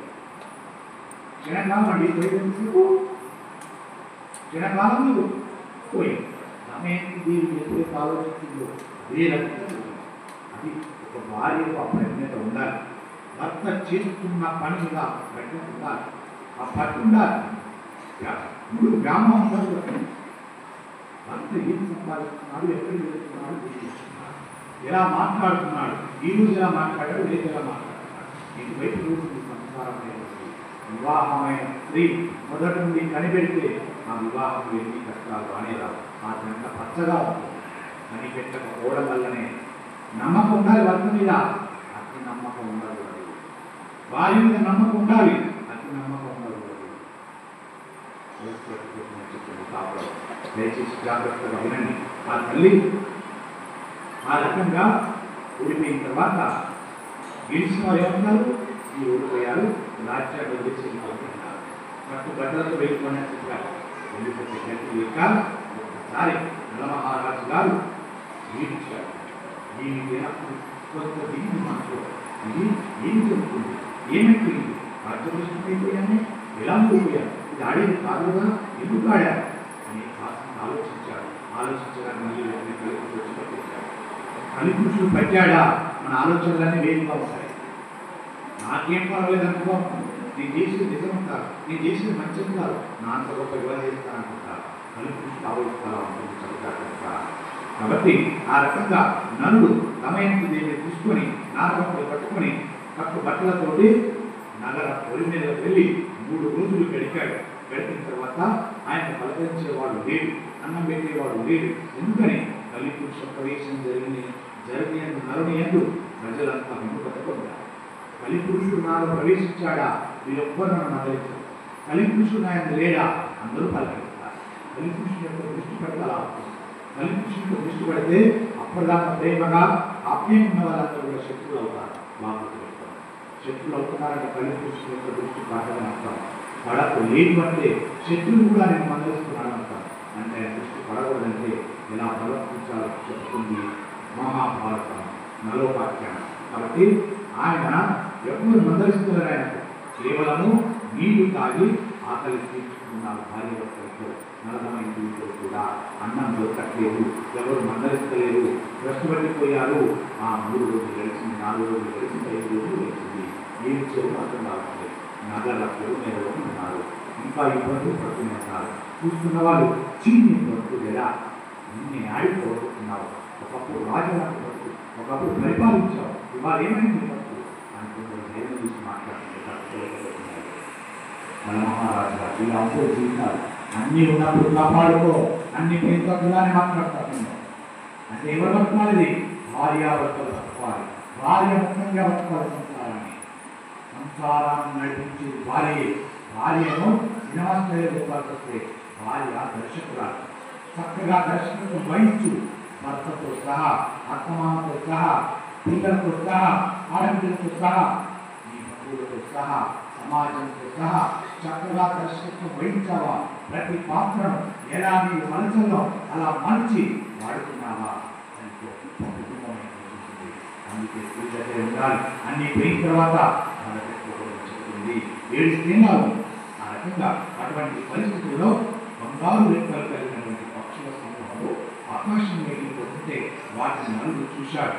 చూసి ఈ పక్షులు దగ్గరలో ఎదుగుతున్నాయి అంటే వాటిని పట్టుకుంటాను, వీటిని పట్టుకుని వీటి మాంసంతో మనం పట్టుకుందాం అని ఆ దృష్టికి వచ్చాడు నలుడు.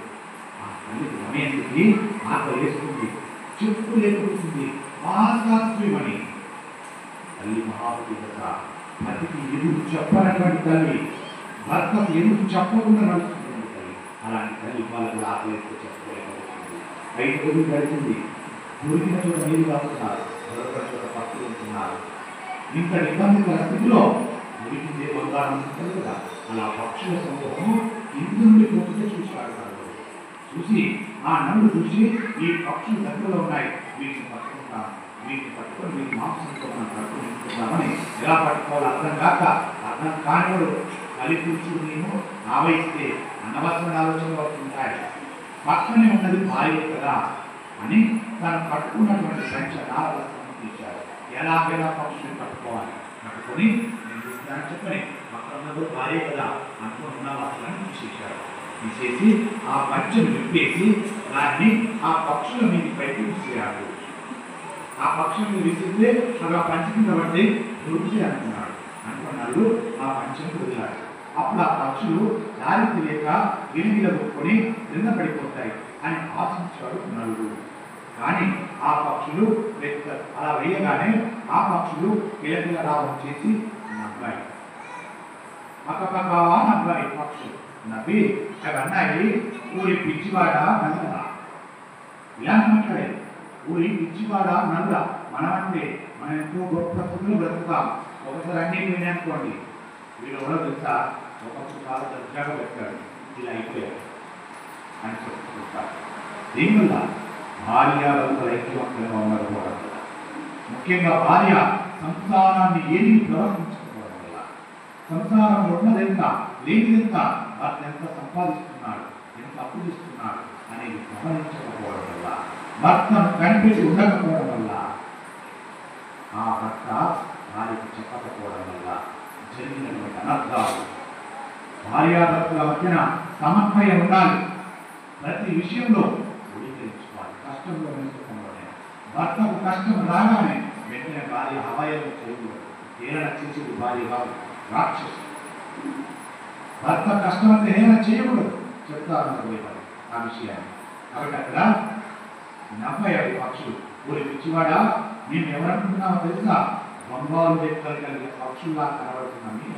నేను ఓడించిన పాచికలను, వాపరులు ప్రవేశించిన పాచికలను నీకు ఒంటి మీద నీ భర్త కూడా లేకుండా చేయాలని బంగారు పక్షుల రూపంలో వచ్చి నీ పంచేసుకోబోతున్నా. ఏమైపోయిందో చూసుకొని జీవితం ఇవ్వాలా. భర్త కూడా శరీరంలో లేచాను. ఇప్పుడు నీకు భర్త కూడా లేదు, భార్యతో కలిసి వెళ్ళు అన్నాయి. ఆ బంగారు పక్షులు వెళ్ళిపోయే. ఇప్పుడు నలుగురు పరిస్థితి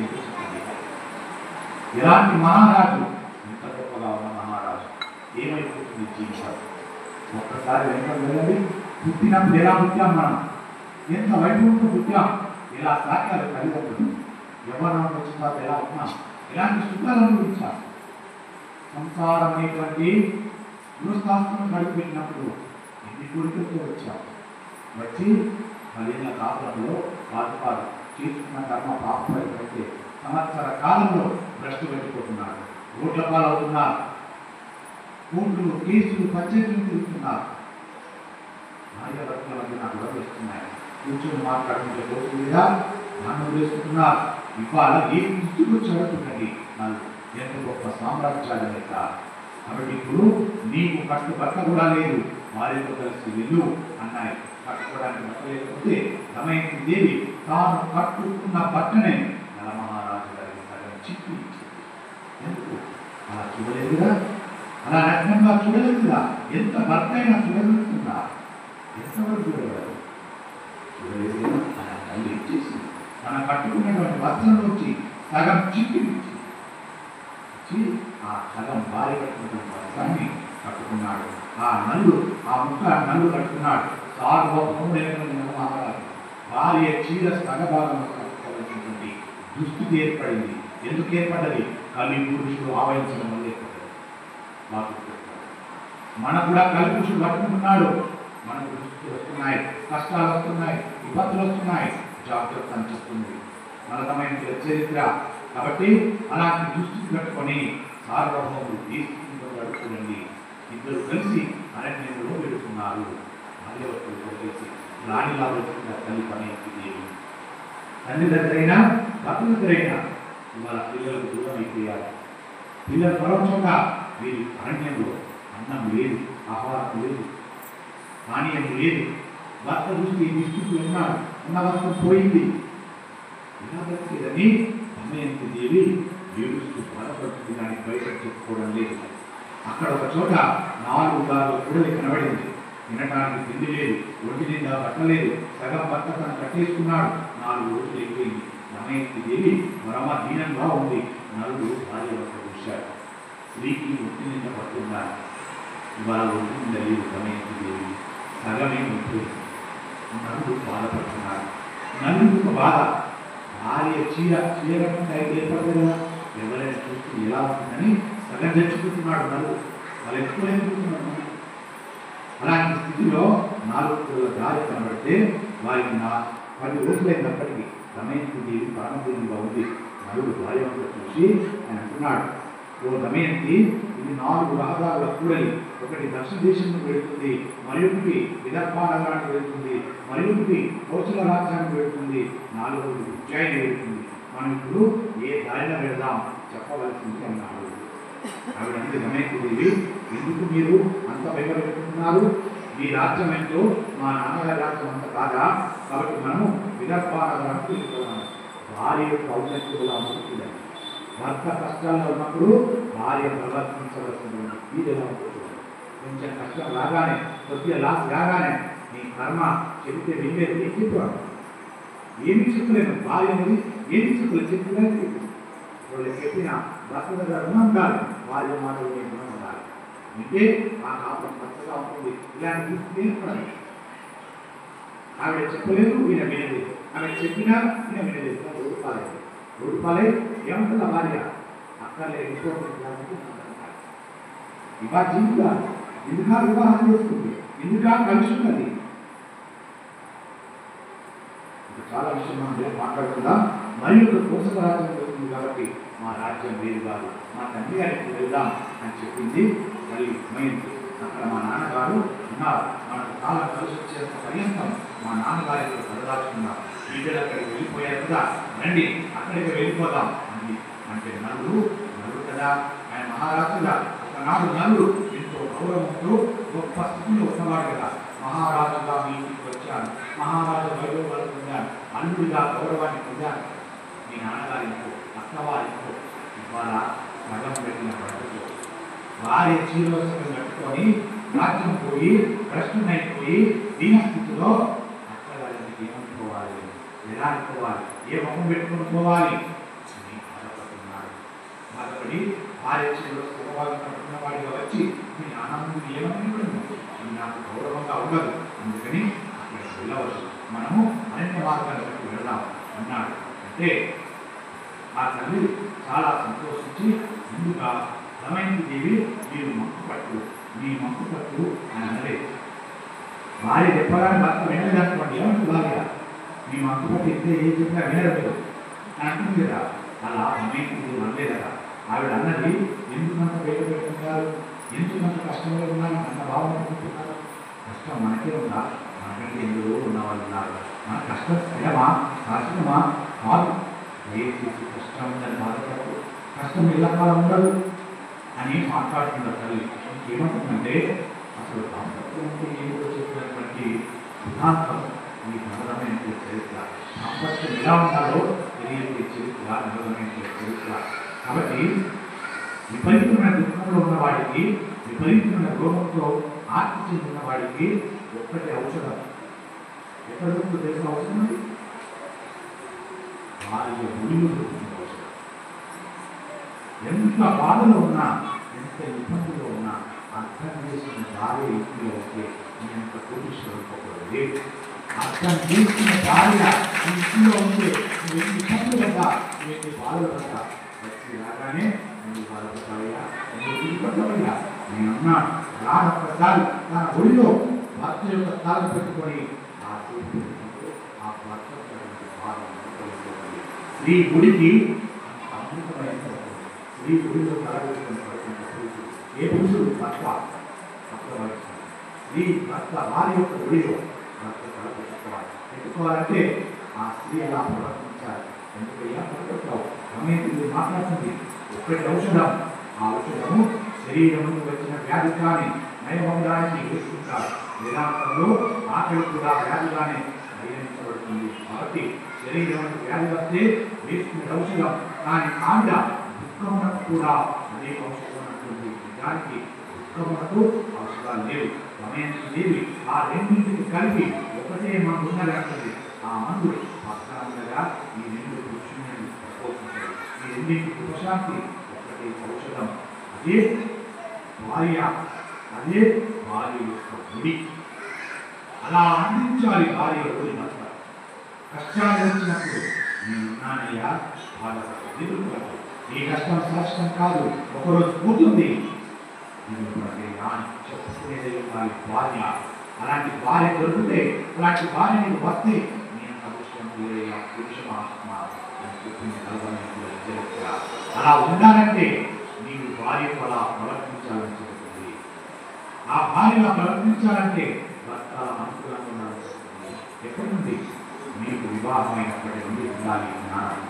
అలా ఉన్నప్పుడు భార్యాభర్తల మధ్యన సయోధ్య ఉంది అంటే ఇలాంటి కష్టాలు అర్థం చేసుకోవాలి. భార్య ఇలాంటి కష్టాలు భర్త భార్య మాట విన్నది అక్కడ ఒకటే ఔషధం, అది భార్య. ఇది పరమ సత్యం. శరీరం బాగున్నంత సేపు చుట్టూ ఉండేవాళ్ళు చాలామంది ఉంటారు, కానీ శరీరం ఏదైనా శరీరం పాడైపోతే ఉగ్రమైన కోపం వచ్చినట్లయితే నిన్ను చెప్పలా కాపాడుతుంది నీ భార్య తప్ప వేరొకరు కాదు అని చెప్తుంది. అలాంటి భార్యను పట్టించుకోకుండా ఉండదు, అలాంటి భార్యను చూడనాడదు, అలాంటి భార్యను అగౌరవపరచదు, అలాంటి భార్యను వీర్పించదు, అలాంటి భార్య మనసును అర్థం చేసుకోవడం అంటే ఏది ఒకసారి ఉండదని బాగా పెట్టుకోండి. చాలా మంది మనుషులలో ఏదైనా కాలేజీలో ఎప్పుడు మన ప్రేమ వచ్చిన భర్త వాళ్ళని భార్య అనుకోండి, ఎప్పుడు మన ప్రేమ వచ్చిన భార్య వాళ్ళని భర్త. ఇక్కడ వస్తుంది చిక్కంట. ప్రతి దంపతులలో ఎక్కడ వస్తుంది చిక్కంటే నన్ను అర్థం చేసుకున్న వాడే ఉండాలి. నేను ఏం చేసినా నన్ను ఎందుకు మాట్లాడినా నాకు ప్రేమ ఉండాలి, నాకు దూరం పిలిపించే వాడే ఉండాలి అని స్త్రీ అనుకుంటుంది. పురుషుడు అనుకున్నాడు నేనేం తప్ప చేసినా నా ఒళ్ళు పెట్టుకుని చూసుకోవాలి, నేను ఏం మాట్లాడినా భరించేదే ఉండాలి. అలాంటి విధాలు కావాలా, అలాంటి స్త్రీ కావాలని చూస్తున్నాడు పురుషుడు. ఎక్కడే దెబ్బతింటుంది వాళ్ళు. ఒకసారి నేను ప్రత్యాన్నా ఈసారి భార్య తగ్గాలి. ఒకసారి నా భార్య నాకు కోపం వచ్చిందా, అవసరంలో వేసేటప్పుడు ఆ చెప్ప ఈ చెప్ప వాయించిందా, అక్కడ నేను తగ్గాలి. నా భార్య అనే భావనకు నేను తగ్గాలి. ఇది దాంపత్యం అంటే. ఈ దాంపత్యం ఉన్నవారు చిరకాలం ఉంటారు అంతే తప్ప ఇష్టమైన రీతిలో ఉన్నవాళ్ళు కాదు. కష్టం రాగానే విడిచిపెట్టిపోయేది భార్య కాదు, కష్టాలు వచ్చేలాగా ప్రవర్తించేవాడు భర్త కాదు. ఈ కృష్ణుడు బయటకు రావాలి అని చెబుతుంది. అలాంటి గుడి భార్య గుడి, అలాంటి గుడిలో ఉన్నారు. నేను ఉన్నాను కదా మళ్ళా ఆ భార్య అనదు. భార్యకు అనారోగ్యం వచ్చి మంచానంటే పెద్ద పెద్ద మాట్లాడారు చూడండి, చాలా పెద్ద మాట్లాడమ్మా ఏ మాటలు ఎంత గొప్పవాళ్ళు నల్లమెట్లు తెలిసి మీ మాట. ప్రతి పురుషుడికి నమ్మకం పెట్టడానికి డెబ్బై జై శ్రీరామ్, జై శ్రీరామ్, జై శ్రీరామ్ ఏమంటారంటే ఇక్కడ మూర్ఖత్వం భరిస్తూ ఎంతో ఉత్సాహపరుస్తూ ఆయన వ్యాధి తగ్గాలని మనసు పూర్తిగా ఆయన మళ్ళీ బయట తిరగాలని కోరుకుంటూ ఎంతో ఓర్పుతో ఆయన వ్యాధి తగ్గాలని ఆయన బాధను భరించి భార్య పరిశ్రమ ఇస్తుంది. అతను కోరుకునేలాగా భార్య నిరంతరం సేవ ఇస్తుంది. అదే సందర్భంలో లోకంలో మాటలతో చెప్పడానికి సాధ్యమయ్యేది కాదు. భార్య యొక్క ఔన్నత్యం అలాంటి, భార్య యొక్క గొప్పతనం అలాంటి. భార్య ఏదైనా చేయగలదు. అలాంటి భార్యకు ఎప్పుడైనా యథార్థానికి పురుషులంతలా భార్య పుట్టిలేదు. భార్యకు ఎప్పుడైనా రోగం వస్తే మంచాన పడితే పురుషుడు అంత గొప్పగా అనుకోలేదు. ఈ పురుష జాతి చాలా వశిష్టమైన చరిత్ర. నీకు రోగం వస్తే, భర్తకు రోగం వస్తే భార్య ఎంత సంపాదన పెట్టుకుంటూ వినకుండా ఆమె యొక్క దేహాన్ని సౌఖ్యాన్ని చూసుకోకుండా 24 గంటలు భర్త కోసమే పరిశ్రమ చేస్తుంది భార్య. అలాంటి భార్యకు ఒక రోజున కష్టం వస్తే భర్త చేయలేదు. అలాంటి మూర్ఖత్వంలో ఉన్న అందరు నడలేరు. కొందరు పురుషులు ఉన్నారు, భార్యను కళ్ళల్లో పెట్టుకుంటున్నటువంటి మహాపురుషులు ఉన్నారు. వారికి బంధనం చేయని వారికి మారాలని కోరుకుంటారు. కాబట్టి ఆయన అన్నాడు, ఇలా భార్యను చూసుకుంటున్నటువంటి భర్తకు ఉండేందుకు లేనందుకు అన్నారు. అనారోగ్యం వచ్చి ఉంటారంటే భర్త వేరొక ఆలస్యం నిర్వహించారు తప్ప భర్త స్వయంగా చేసిన పాలన లేవు చెప్తుంది సమయంలో చరిత్ర. కాబట్టి భర్త అనేవాడు మారాలి, వారికి బాధ కలిగిందా పట్టుకోవాలని చెబుతుంది నలభై చరిత్ర. ఆ రకంగా సమయానికి దేవి ఎంత గొప్ప మాటలు చూడండి. నేనున్నా మీరు గురించండి అని పక్కన తీసుకుంది సమయానికి దేవి. భార్య ఉన్నది భర్తని బాధ పెట్టడానికి కాదు, భార్య భర్తకు విశ్రాంతి స్థానం. ఎంతమంది లేకపోయినా ఆమె ఒక్కరికి ఉంటే పురుషుడి జీవితం అలా వెళ్ళిపోతుంది. ఎంత మూర్ఖైన పురుషుడు ఒకరోజు మారుతాడు తప్పకుండా. ఓర్పు పట్టు అని చెబుతుంది. ఎంత సంతోషంగానో కాలం గడిచిపోతుంది. ఆమె ఒక్కరికి లేకపోతే 5 ఇల్లే కాదు. నిజానికి ఇల్లాలు ఉంటేనే ఇల్లు, ఇల్లాలు లేకపోతే అది ఇల్లు కాదు, రాష్ట్రమే. కాబట్టి ఇల్లాలు లేకపోతే పురుషుడు భరించలేదు, పురుషుడు లేకపోతే అది భరించలేదు. ఇలాంటి బంధాన్ని ఈ కాలంలో ఏం చేసుకుంటున్నారు? అక్కడ నువ్వేస్తున్నా నేను నువ్వు బతుకుతా, నీకు నాకు తక్కువ ఉంది, నీకు తక్కువ ఉంది, బ్రతుకుదాం ఎవరు ఎంత పరమ దరిద్రమైన రోజులు చరిత్ర. ఒకప్పుడు అలా వచ్చేది, ఇప్పుడు వచ్చింది. ఇది పోవాలి అంటే నలభమైన వినాలి. భార్యాభర్తలు వినిపోకూడదు, భార్యాభర్తలు కలిసి ఉండాలి. ప్రతి విషయాన్ని ఇద్దరు తెలుసుకోవాలి. ఇష్టమైన సుఖమైన ఆ రకంగా సుఖ దుఃఖములకు ఉపశాంతి స్థానం భార్య. అనుకూలమైన భార్య పక్కన ఉండగా నేను ఆపదలో వచ్చిన పురుషుడు చనిపోలేదు, ఇబ్బంది పడలేదు, సంతోషంగా ఉంటాడు. నేను ఉండగా మీకు ఆపద ఉందండి అది సమయానికి దేవి. అది దాంపత్యం అంటే దాన్ని యువకులు యువతీమణులు నేర్చుకోవాలి. మహాభారతం చదువుతుంటే మహాభారతం వింటూ ఎలా బతకాలో అర్థమవుతుంది అని నలచక్రవర్తి యొక్క విశేషాన్ని నలగమైన చరిత్ర. కాబట్టి ఇక్కడ నలచక్రవర్తి బాగా అలసిపోయి ఉన్నప్పుడు, ఆకలి విపరీతంగా వేస్తున్నప్పుడు, విపరీతంగా దాహం వేస్తున్నప్పుడు వీటి అన్నింటి వలన కలిగినటువంటి దుఃఖములన్నింటినీ కూడా భార్య పొందుతుంది. నాదా, నిన్ను వాళ్ళు అన్యాయంగా మోసం చేశారు, కానీ నీ రాజ్యం నీకు రాకుండా ఉండదు. ఈ వేళ నీకు రాజ్యం లేకపోవచ్చు, మరలా నీకు రాజు అవుతావు. అలా చెప్పడంలో సమయంకి ఎంతో ఊరటపడుతుందో చూడండి. భర్త అనేవాడు తెలియక పొరపాటు చేసి నష్టపోతే వ్యాపారమో జాబు ప్రభుత్వం ఎందుకు వస్తే ఒక్కసారి గుండెలు కట్టుకోండి, మీ భర్తను తీసుకొని మీ గుడిలో పెట్టుకోండి. అలా పెట్టుకున్నప్పుడు ఓ పురుషుడా ముందుకో, మూర్ఖత్వానికి వెళ్ళకు, అహంకారాన్ని చూపించకు. పోయిందని జాబు పోయిందనో, వ్యాపారంలో నష్టం వచ్చిందనో, లాస్ అయ్యామనో మూర్ఖత్వానికి వెళ్ళి భార్య దగ్గరికి పోకుండా ఉండదు. మరో స్థానానికి పోకు, ఓ మూర్ఖ పురుషుడా అని చెబుతుంది భార్యకి స్థానం. కానీ భార్య దగ్గరికి పోకుండా మరో దగ్గరికి పోయావా ఈ పోతే ఒకరోజు జీవితం కష్టాల పాలవుతుంది, ఏడుస్తావు. ఈ భార్య కూడా ఉండదు నీకు. కవి జాగ్రత్త. భార్య హక్కును తెచ్చుకోవాలి, భర్త ఒడిలో తీసుకోవాలి. ఆ కష్టం అక్కడికి పోతుంది అని చెప్తుంది నలభమైన చరిత్ర. కాబట్టి దిగులు పడకయ్యా, నేనున్నాను కదా అని సుఖ దుఃఖములన్నింటినీ కూడా భార్య పోగొడుతుంది. నాదా, నిన్ను వాళ్ళు అన్యాయంగా ఓడించారు, మనసులో ఎప్పుడు ఏ సుఖం చేరినా దాన్ని భార్య తీసివేస్తుంది. అటువంటి భార్యను నేను పక్కనగా నీకు దుఃఖమేమిటి కదా? చక్రవర్తి ఓ గుణాత అని మాట్లాడింది. ఓ గుణాత చక్రవర్తి అని ఇది ఓడించేటువంటి విషయం. భార్య అలా మాట్లాడాలి. భర్త ఎంత నీచ నికృష్ట గుణములు ఉన్నాయి అలా ప్రవర్తించాలి. చేసిన వారు ఉన్నారు, మా తల్లి ఉన్నారు, అలాంటి మాతలు శ్రీమాతలు ఉన్నారు. కాబట్టి ఇప్పటికీ నెలలో పడాల్సిన వాన పడుతుందంటే ఆ శ్రీమాతలు లాంటి శ్రీమాతలు ఉండబట్టి పడుతుంది. ఇలాంటి వర్షాలు పడుతున్నాయి కాబట్టి మనం ఇంకా సురక్షంగా ఉన్నాం. లేకపోతే ఇంకా చాలా ప్రాధాన్యత స్థితిలో బతికే వాళ్ళం. వాళ్ళకి వాడు పడిపోయినటువంటి ఒక రూపం కాబట్టి ఆ రకంగా నడుస్తూ పోతున్నారు, దుఃఖపడుతూ బాధపడుతూ వెళుతుండగా అలా ఉన్నంత కాలంలో దుఃఖం అన్న మాటకు అవకాశం లేదు. మన ఇద్దరం పక్కన ఉండగా మనకి ఏ కష్టాలు లేదు, ఏ బాధలు లేదు. మీరు దిగులు పడుతుంది, ఇద్దరం సంతోషిస్తున్నాం. భర్తను తన గుండెలో పెట్టుకొని, తన ముఖం వచ్చేస్తున్నాం, తన గుండెల మీద పెట్టుకొని, తన గుండెలో పెట్టుకొని సమయం ఆ తర్వాత వాళ్ళకి ఎక్కడ ఉండాలో అర్థం కాలేదు. ఆ అరణ్యంలో తిరుగుతున్నారు. ఏం చేద్దామనే ఆలోచనలో అంత దూరంలో వాళ్ళకి పాటుపడిపోయినటువంటి కుటుంబం కనబడింది. మట్టి కొట్టుకుపోయినటువంటి శరీరంతో ఉన్నటువంటి నలదమయంలో ఆ గృహంలోకి ప్రవేశించారు. 4 రోజుల నుంచి అన్నం తిన్నటువంటి ప్రాణాల చేత విచలిస్తున్నటువంటి కళ్ళకు గురి భర్త నొచ్చుకుంటాడేమోనని తన ఆకలి కూడా చెప్పకుండా ఇంత కష్టంలో ఉన్న భర్తను కూడా వారికి ఉండేటువంటి లక్ష్యం అలాంటిది. వారి వ్యక్తి అర్థం చేసుకుంటుంది. తన ఆకలితో ఉన్నా, తను తినకపోయినా తన భార్య తన భర్తకు తన పిల్లలకు బడిపోయిన అన్నం పెడుతుంది. ఉన్నది తిని కాసింది జీవితాన్ని అలాంటి వెళ్ళిస్తుంది భార్య. అలాంటి భార్యలు ఈ కాలంలో కరవేస్తున్నారు. అలాంటి భార్యలు ఉన్నారు, కరవేస్తున్నారు. ఇలాంటి భార్య ఉన్నారు. ఇలాంటి భార్య దొరికితే పురుషుడు జీవితం వారితో చిగురుస్తుందని చెప్తుంది. ఆ రకంగా వారు 4 రోజులు అన్నం తినకుండా బాధపడుతుంది.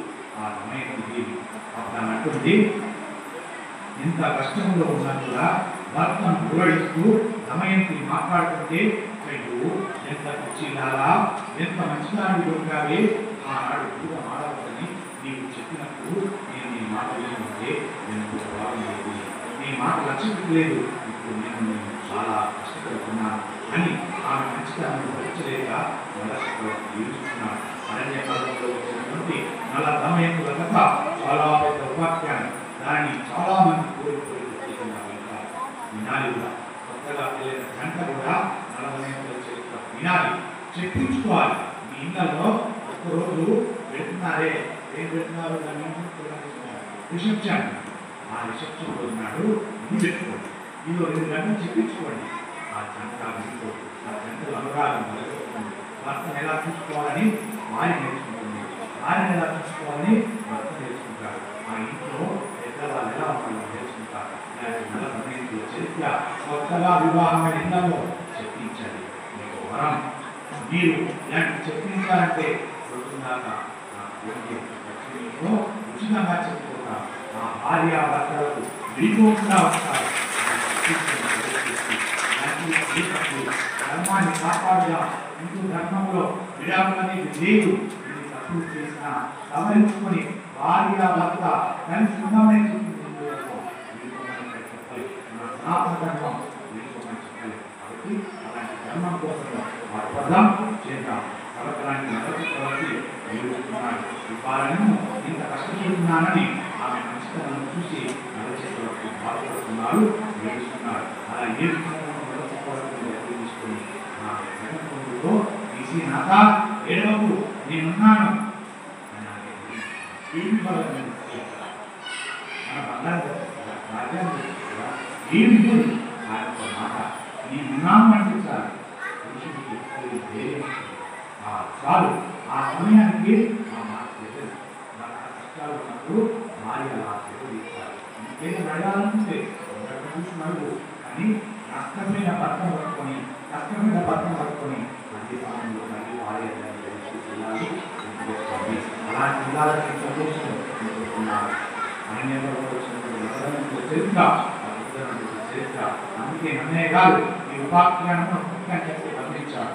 ఆమె చెప్తున్న మాటలు జ్ఞాపకం వస్తుంటే భర్త పక్కన ఉన్నాడు కదా అన్న ఆనందంతో ఇంకా కష్టంలోనూ దర్శిపోయి ఇబ్బంది పడి అలసట పొంది సమయానికి అలా ఆ తరబడిన ఇంట్లోకి ఆ పక్కన వెళ్ళి పక్కన ఆశ్రయ మాట్లాడుతూ కూర్చుండగా అలా ఆశ్రయింది. ఆ పక్కన నిద్రపోయింది. నల చక్రవర్తి ఆమె చూశాడు. వచ్చి ఆయన అంటున్నాడు ఒక మాట అద్భుతంగా మాట్లాడుతున్నాడు. ఏమని? ఇంత బాధపడుతూ, ఇంత ఇబ్బంది పడుతూ, ఇంత శోభను అనుభవిస్తూ నేను ఇంత నష్టపోయాను. నేను రాణిలా చూసుకోవాలి, గుర్తు లేకపోయాను, అన్నీ పోగొట్టాను.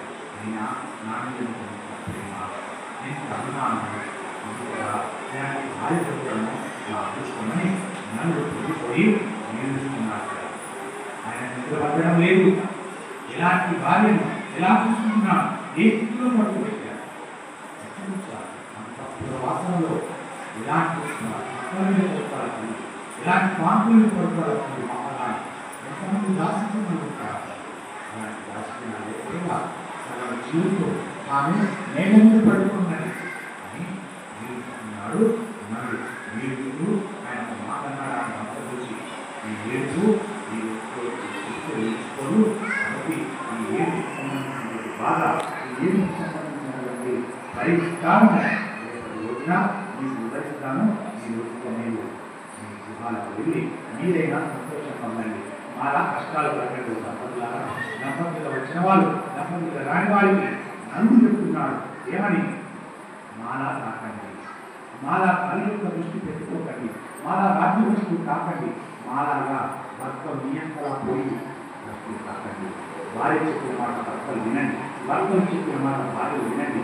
ఒకరినొకరు అర్థం చేసుకోండి, ఒకరినొకరు కలిసి ఉండండి, ఒకరినొకరు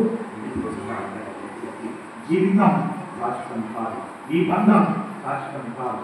ఎప్పుడో ఒకప్పుడు ఈ బంధం ఊడిపోతుంది. ఆ ఊడిపోయిన వరకైనా పరమసంతోషంగా ఉండండి. ఒకరినొకరు అర్థం చేసుకోండి. గొడవలు వచ్చినప్పుడు కూర్చోండి, మాట్లాడుకోండి. ఎవ్వరు మూడో వ్యక్తికి సంబంధం లేదు. కోపం వచ్చింది, నేను తిట్టాను, నన్ను మన్నించు అని రాత్రి చెప్పుకోవాలి.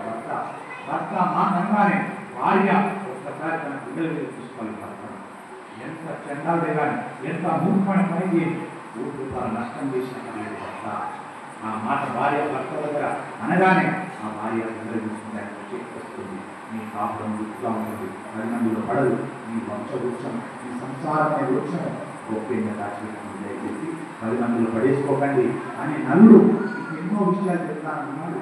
రేపు కూడా మీరు దంపతులుగా రండి, మీకు ఎన్నో విషయాలు చెప్తాను. మేము ఎన్ని కష్టాలు పడ్డాం, మేము ఎన్ని బాధలు పడ్డాం. అలాంటి బాధలు దంపతులు పడకూడదు. మీరు బాగుండాలి, మీరు సంతోషంగా ఉండాలి అని నలుడు మనకి సెలవిస్తున్నాడు. ఆయన బాధపడుతూ ఆయన నిద్రపోలేకుండా అలాగే ఉన్నాడు. ఆయన అలాగే వచ్చుదాం, మనం ఇలాగే వెళ్దాం, మళ్ళీ రేపొద్దాం. యాదమెంతుల చరిత్రను ఆర్తితో విందాం. జై శ్రీరామ్, జై శ్రీరామ్, జై శ్రీరామ్, జై శ్రీరామ్, జై శ్రీరామ్.